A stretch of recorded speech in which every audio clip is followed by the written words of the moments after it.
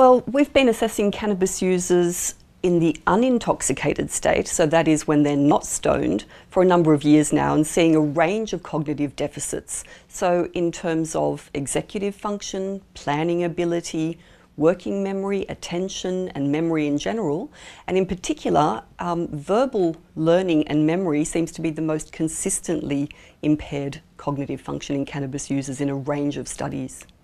Well, traditionally we measure memory and learning in cannabis users by administering a list of 15 words that we ask people to repeat back as many as they can remember, and we do that over a series of trials so that we can look at learning. What we find is that long-term heavy cannabis users learn fewer words, recall fewer words and forget more words over time than short-term users or light users or non-users.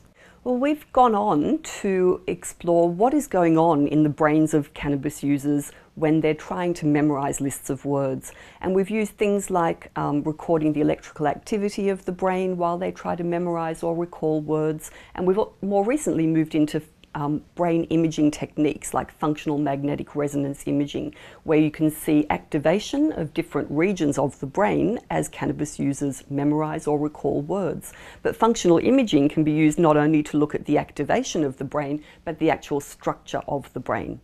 Now, previously there hadn't been any solid evidence for structural brain changes in cannabis users. There had been some evidence in animals, but not in humans.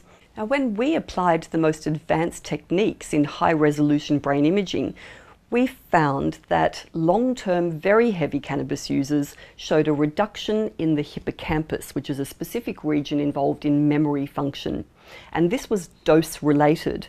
So cumulatively, the more exposure to cannabis over many years, the smaller the size of the hippocampus. The consequences of a reduced hippocampus are likely to involve impaired memory function, but more than that, we actually saw the development of subclinical psychotic symptoms that were associated with the reduced volume of the hippocampus. So when I say subclinical symptoms, I mean things like odd beliefs, some delusional ideas, paranoia, and so forth.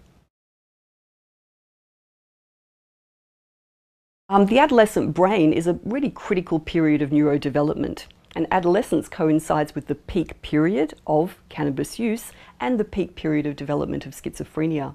So we're interested in seeing what's going on in the brain of adolescents who also use cannabis. In our most recent study, we've focused on a group of adolescent cannabis users who were not smoking particularly heavily, just recreationally. They were not seeking treatment. They weren't even dependent on cannabis.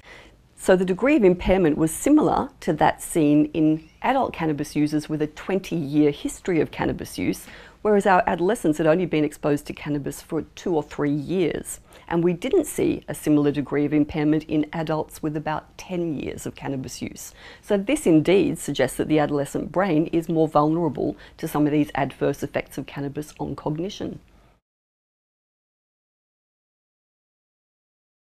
Well, there is an association between cannabis use and schizophrenia, but at the moment we think that only those who are vulnerable to developing the disorder anyway would have the disorder triggered by their cannabis use. But the trick is understanding what makes a person vulnerable to developing schizophrenia if they also smoke cannabis.